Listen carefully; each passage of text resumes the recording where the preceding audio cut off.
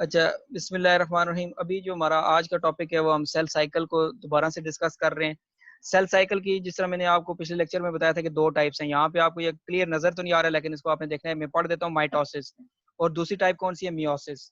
Mitosis में क्या होता है? Mitosis is a type of cell division in which one parent cell divided into 2 daughter cell each with same number of chromosome. यानी mitosis में एक parent cell 2 daughter cell में divide होता है और हर डॉटर सेल में क्रोमोसोम की जो तादाद है वो पेरेंट की बराबर होती है, पेरेंट सेल के बराबर होती है। और मियोसिस क्या है? Is a type of cell division in which one diploid parent cell divided into 4 haploid daughter cell, each with half number of chromosome, each with half number of chromosome. अच्छा, इसमें ना मैंने डिप्लॉयड लिखा है, ये आपके लिए एक नई चीज है। डिप्लॉयड क्या है और हैप्लॉयड क्या है? डिप्लॉयड का मतलब बच्चों ये होता है कि जो क्रोमोसोम है वो पेयर्स की फॉर्म में होते हैं। क्रोमोसोम पेयर की फॉर्म है। ये क्रोमोसोम 1 है, ये भी क्रोमोसोम नंबर 1 है। फॉर एग्जांपल, इस पे जो जीन होगा ना क्रोमोसोम पे, इस जगह पे जो जीन होगा, सेम जीन क्रोमोसोम दूसरे पे भी यही वाला होगा। तो जो पेयर्स में क्रोमोसोम होते हैं, मैं यहाँ पे आपको बताता हूँ। ये क्रोमोसोम नंबर फॉर एग्जांपल 1 है बच्चे, इसके साथ ये भी क्रोमोसोम नंबर क्या है? 1 है। तो ये पेयर का मतलब क्या है कि इस क्रोमोसोम और इसकी जो जेनेटिक मेकअप है वो बिल्कुल सेम है। यानी यहाँ पे जो जीन है, इस लोकस पे जो जीन है वो सेम इस क्रोमोसोम पे भी वही जीन होगा। अगर ये पेयर ना हो, ठीक है, तो फॉर एग्जांपल इस क्रोमोसोम पे आई कलर का है, तो इस पे क्या पता हेयर कलर का हो। ठीक है, तो ये जो जीन है, जो क्रोमोसोम पे जो पेयर होते हैं, उन पे जो लोकस होते हैं, जो उनकी लोकेशन जहाँ पे जीन पाया जाता है, वो उस लोकेशन पे जीन क्या होते हैं? सेम। यहाँ पे जो जीन होगा यहाँ पे भी वही होगा, यहाँ पे जो जीन होगा यहाँ पे भी वही होगा। तो क्या चीज है? Meiosis is a type of cell division in which one diploid parent cell divided into 4 haploid daughter cell each with half number of chromosome. ये एक बच्चे पेयर है, एक पेरेंट सेल है, इसमें एक ही, फॉर एग्जांपल एक ही पेयर है क्रोमोसोम का। क्या है? एक ही जोड़ा है, एक ही पेयर है। अब ये इंटरफेज होगा, ड्यूरिंग इंटरफेज ये क्रोमोसोम।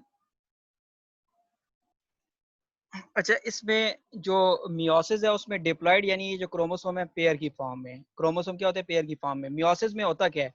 मियोसिस में ये सबसे पहले क्या हुआ बच्चों? इंटरफेज हुआ। इंटरफेज के अंदर ये क्रोमोसोम क्या हो गए? डुप्लीकेट हो गए। आफ्टर इसके 2 टाइप्स हैं मियोसिस के अंदर, यानी 2 स्टेप्स हैं मियोसिस के अंदर। 2 टाइप्स कह रहा हूँ, 2 स्टेप्स हैं। मियोसिस 1 होता है पहले, और दूसरे नंबर पे क्या होता है? मियोसिस 2। मियोसिस 1 के अंदर क्रोमोसोम क्या हो जाते हैं? आधे हो जाते हैं। मियोसिस 1 के अंदर क्रोमोसोम, ये देखें यहाँ पे एक सेल के अंदर कितने क्रोमोसोम थे? 2 क्रोमोसोम थे। यहाँ पे भी एक सेल में कितने क्रोमोसोम है? 2 ही क्रोमोसोम है। इन दोनों में फर्क, क्रोमोसोम को हमेशा जब भी गिना जाता है बच्चे on the basis of centromere.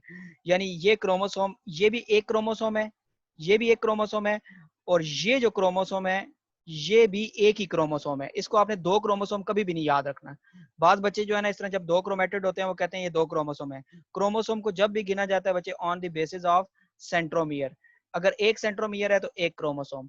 और यहाँ पे आप देखें, ये 2 सेंट्रोमियर हैं, ये हमारे पास 2 क्रोमोसोम है, और ये एक क्रोमोसोम है। इसको आपने 2 नहीं गिनना। ये एक क्रोमोसोम ये है, एक ये है, एक ये है। ये टोटल यहाँ पे कितने क्रोमोसोम है? 3। वैसे जो क्रोमोसोम की नॉर्मल शक्ल होती है, जो नॉर्मल शेप होती है, उसका सिर्फ एक क्रोमेटिड होता है, एक ही क्रोमेटिड होता है। ये एक क्रोमोसोम है, इसका ये सेंटर के अंदर सेंट्रोमियर है, ये एक क्रोमेटिड, ये दूसरा क्रोमेटिड।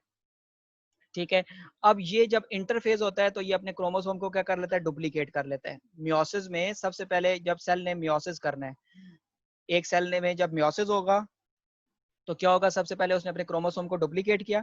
डुप्लीकेशन के बाद जब मियोसिस 1 होगा तो उसके क्रोमोसोम क्या हो जाएंगे? एक दूसरे से सेपरेट हो जाएंगे, यानी क्रोमोसोम क्या हो जाएंगे? आधे हो जाएंगे। Meiosis 2, meiosis 2 is same like mitosis. जो मियोसिस 2 है that is a same like mitosis होता है। उसमें क्रोमोसोम क्या हो जाते हैं? बिल्कुल इक्वल रहते हैं। यानी यहाँ पे क्रोमोसोम कितना था? एक था, और यहाँ पे कितने क्रोमोसोम है? एक एक। अब ये कैसे होता है प्रोसीजर? ये आगे जब हम karyokinesis, prophase, metaphase, anaphase, telophase सारा पढ़ेंगे तब आपको समझ आएगी। फिलहाल आपको मैं 2 डेफिनेशन समझा रहा हूँ आज। 2 डेफिनेशन क्या समझाई? Mitosis is a type of cell division in which one parent cell divided into 2 daughter cell each with same number of chromosome. कहाँ पे होता है माइटोसिस? सोमैटिक सेल, यानी जो हमारी बॉडी के नॉर्मल सेल्स हैं, बॉडी के सेल्स हैं, जो ग्रोथ हो रही होती है। होता क्या है? ये एक सेल के अंदर फॉर एग्जांपल 2 क्रोमोसोम है। कितने क्रोमोसोम है? 2। इंटरफेज हुआ, इंटरफेस के बाद इसके क्रोमोसोम क्या हो गए? अभी भी 2 ही हैं, ये 4 नहीं हो गए क्रोमोसोम, ये 2 ही क्रोमोसोम है। इनको 4 कभी भी याद है, ये 4 क्रोमेटिड हैं, लेकिन क्रोमोसोम कितने हैं? 2। अच्छा, फिर इसके बाद जब माइटोसिस कंप्लीट होगा बच्चे, ये माइटोसिस है यहाँ पे, माइटोसिस कंप्लीट होगा तो फिर एट द एंड क्या होगा, इसका एक पार्ट यानी क्रोमोसोम का इधर आ गया और दूसरा पार्ट क्रोमोसोम का इसका ये जो हिस्सा था इधर आ गया, और ये जो ब्लैक वाला है इसका एक हिस्सा इधर आ गया और दूसरा हिस्सा इधर आ गया। यानी शुरू में कितने क्रोमोसोम थे, यहाँ पे 2 थे। कितने थे? 2। और एट द एंड भी कितने हैं? 2 तो mitosis is a type of cell division in which one parent cell divided into two daughter cell, each with same number of chromosome, each with equal number of chromosome as were in parent cell. Meiosis में क्या होता है? Meiosis होता है germline cell के अंदर, mail के अंदर ये प्रोसेस हो रहा होता है, गोनेड जो है टेस्टिस के अंदर। कौन सा सेल मियोसिस के थ्रू बनता है? Sperm cell. यानी जो मियोसिस है उसकी जो एंड प्रोडक्ट है that is a reproductive cell, that is known as sperm cell. And females के अंदर ओवरी के अंदर ये प्रोसेस हो रहा होता है और क्या क्या बनता है? एग। यानी ये जो सेल है या ये स्पर्म सेल होगा या एग सेल होगा, ठीक है। तो मियोसिस के अंदर क्या होगा कि ये हमारे पास एक सेल है, इसके अंदर ये क्रोमोसोम फॉर एग्जांपल 2 हैं। मियोसिस जब इंटरफेज होता है तो क्रोमोसोम क्या हो जाएंगे? ये 2 ही रहेंगे, ठीक है। यहाँ पे भी क्रोमोसोम 2 हैं, यहाँ पे भी 2 हैं, इनको आपने 4 नहीं याद रखना। जब मियोसिस 1 होगा क्रोमोसोम क्या हो जाएंगे? पूरे का पूरा। ये देखिए इसका एक पार्ट नहीं आया बल्कि पूरे का पूरा क्रोमोसोम क्या हुआ? एक पूरे का पूरा एक क्रोमोसोम इधर आ गया और पूरे का पूरा एक क्रोमोसोम इधर आ गया। यानी मियोसिस 1 में क्रोमोसोम क्या हो जाते हैं? हाफ हो जाते हैं। तो यहाँ पे क्या लिखा? Meiosis is a type of cell division in which one diploid parent cell, यानी जिसमें क्रोमोसोम पेयर में होते हैं। ये क्रोमोसोम पेयर में थे, यहाँ पे भी क्रोमोसोम क्या है? पेयर में। जब मियोसिस 1 होगा तो इसका यानी एक पेयर में से एक क्रोमोसोम इधर आ गया बच्चों और दूसरा हिस्सा इधर चला गया। अब ये क्रोमोसोम पेयर में नहीं है, यानी इसका जो जोड़ा था, ये ब्लैक वाला जो इसका जोड़ा था वो दूसरी जगह पे चला गया, दूसरे सेल में चला गया। तो अब ये जो सेल है ये हैप्लॉइड हो गया है। ये सेल बेटा क्या हो गया? हैप्लॉइड। ये सेल क्या था? Diploid. In which one diploid parent cell divided into, पहले 2 हैप्लॉइड सेल बनेंगे और फिर उन 2 हैप्लॉइड सेल से मजीद आगे 2 हैप्लॉइड सेल बनेंगे। यानी ये हैप्लॉइड है, इसमें क्रोमोसोम पेयर में नहीं है। क्रोमोसोम पेयर में कब होता? जब ये वाला क्रोमोसोम यहाँ पे होता, ये वाला क्रोमोसोम भी यहाँ पे होता है। जिस तरह ये है, ये क्रोमोसोम पेयर में है। यहाँ पे क्रोमोसोम पेयर में कब होंगे? पेयर में नहीं है। क्यों नहीं है? क्योंकि इसमें एक क्रोमोसोम यहाँ पे और दूसरा क्रोमोसोम इसका दूसरे सेल में चला गया। अब ये बच्चे आपने देखना है कि जब मियोसिस 2 होगा उसमें सेम लाइक माइटोसिस, यानी एक हिस्सा क्रोमोसोम का एक हिस्सा एक सेल में चला जाएगा और दूसरा हिस्सा दूसरे सेल में। यहाँ पे भी क्रोमोसोम का एक हिस्सा एक सेल में और दूसरा हिस्सा दूसरे में। तो आपने इसको एंड रिजल्ट क्या बताया? Meiosis is a type of cell division in which one diploid parent cell divided into 4 haploid daughter cell. ये देखें बच्चे, इसका ये पेयर कब होता? ये पेयर इस वक्त होता कि जब इसका ये वाला हिस्सा, ये वाला, ये देखें ये ब्लैक हिस्सा भी यहाँ पे आता। यानी ये जो ब्लैक हिस्सा है, ये जो है, ये देखिए यहाँ पे ये फॉर एग्जांपल ये एक हिस्सा ये है बच्चे क्रोमोसोम का और दूसरा जोड़ा इसका ये है। ये अगर दोनों के दोनों यानी एक एक रेड भी इधर आता और एक ब्लैक भी आता तो तब ये डिप्लॉयड होते। लेकिन ये एक रेड इधर है, दूसरा रेड इधर चला गया, तीसरा इधर चला गया। एट द एंड हमारे पास मियोसिस है जो 4 सेल बनेंगे और हर सेल के अंदर क्रोमोसोम की तादाद क्या होती है? आधी होती है। यहाँ पे 2 थे और यहाँ पे कितने रह गए? 1। आपसे अगर कोई बताता है, पूछता है मियोसिस और माइटोसिस में क्या फर्क है, सिर्फ आपने 2 डेफिनेशन याद रखनी है। Mitosis is a type of cell division in which one parent cell divided into 2 daughter cell. ये इसमें आपने डिप्लॉयड हैप्लॉइड का कोई कंसेप्ट नहीं है। मियोसिस माइटोसिस में बच्चे कोई डिप्लॉयड हैप्लॉइड का कंसेप्ट इस्तेमाल इसलिए नहीं करते। अगर सेल बच्चे डिप्लॉयड है, फॉर एग्जांपल अगर सेल डिप्लॉयड है, डिप्लॉयड का मतलब क्या है? ये देखें ये क्रोमोसोम एक है और ये क्रोमोसोम दूसरा है। ये फॉर एग्जांपल ये जोड़ा है। आप देखें एट द एंड भी डिप्लॉयड सेल ही बनेगा। एट द एंड भी हमारे पास क्या बनेगा? डिप्लॉयड सेल ही बनेगा। यानी माइटोसिस से डिप्लॉयड सेल से डिप्लॉयड बनता है और हैप्लॉइड सेल से माइटोसिस में हैप्लॉइड ही बनता है। Meiosis 2 is same like mitosis. यानी मियोसिस की दो स्टेप्स में होता है, मियोसिस 1 और मियोसिस 2। Meiosis 1 and meiosis 2। जो माइटोसिस है उसमें अगर डिप्लॉयड सेल है, ये गौर से सुनना है, अगर मियोसिस में डिप्लॉयड सेल है तो उससे हमारे पास डिप्लॉयड सेल ही बनेगा। माइटोसिस में बेटा अगर डिप्लॉयड सेल है तो वो डिप्लॉयड ही बनेगा, और माइटोसिस में अगर हैप्लॉयड सेल है तो वो हमारे पास हैप्लॉयड सेल ही बनेगा। वो हमारे पास क्या बनेगा? हैप्लॉयड ही बनेगा। लेकिन मियोसिस में क्या होता है? मियोसिस में जो डिप्लॉयड सेल है उससे क्या बनता है? Haploid cell. और आगे जो हैप्लॉयड है उससे हैप्लॉयड क्यों बन रहा है? क्योंकि it is the same like mitosis. यानी जो, एक मिनट बचे, अच्छा सिर्फ आपने बच्चे आज की जो डेफिनेशन एंड रिजल्ट हमने ये दोबारा उसी को हमने डिस्कस किया जो पिछले लेक्चर में डिस्कस किया, माइटोसिस और मियोसिस की डेफिनेशन।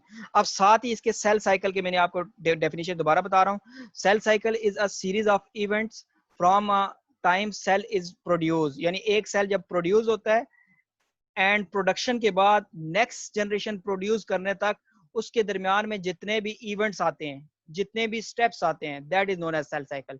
सेल साइकिल क्या है कि एक सेल जब प्रोड्यूस होता है, प्रोडक्शन के बाद नए सेल प्रोड्यूस करने तक उसके दरमियान में जितने भी इवेंट्स आते हैं, जितने भी स्टेप्स आते हैं, जितने भी आप समझ लें कि प्रोसेस होंगे, वो सारे के सारे क्या कहलाते हैं?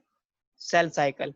ठीक है। और सेल साइकिल में कितनी टाइप्स की सेल साइकिल है? हमने दो टाइप्स की सेल साइकिल पढ़ी। एक होती है माइटोसिस, एक सेल साइकिल की कौन सी टाइप है? माइटोसिस। और एक कौन सी है? मियोसिस। माइटोसिस के अंदर बच्चे सबसे पहले ये सेल जब उसने डिवाइड करना है तो फर्स्ट स्टेप क्या चीज है? इंटरफेस। फर्स्ट स्टेप क्या होता है? इंटरफेस। और second step is known as mitotic phase. यानी माइटोसिस के अंदर फर्स्ट स्टेप क्या है? इंटरफेज। और सेकंड स्टेप कौन सा है? Mitotic phase. इसको भी आपने तेजी से मैं बता देता हूँ सारा। देखें जी, माइटोटिक फेज या इंटरफेज, यानी सेल ने जब डिवाइड करना है सबसे पहले वो इंटरफेज में जाएगा। कौन से फेज में जाएगा? इंटरफेज। इंटरफेज के अंदर आगे मजीद 3 स्टेप्स हैं इंटरफेज के अंदर। G1 फेज हमारे पास, इसको मैं साथ पे लिख देता हूँ ताकि आपको ये समझ आ जाए। इंटरफेज के अंदर अगर आपसे कोई पूछता है कितने फेजेस हैं, तो आप क्या लिखेंगे? G1। सेकंड कौन सा है? S। थर्ड कौन सा है? G2 phase. ये आज हमने पढ़ने हैं, G1 फेज, S फेज और G2 फेज। और माइटोटिक फेज के अंदर फिर आगे हम फर्दर नेक्स्ट वीडियोस के अंदर, नेक्स्ट लेक्चर के अंदर पढ़ेंगे।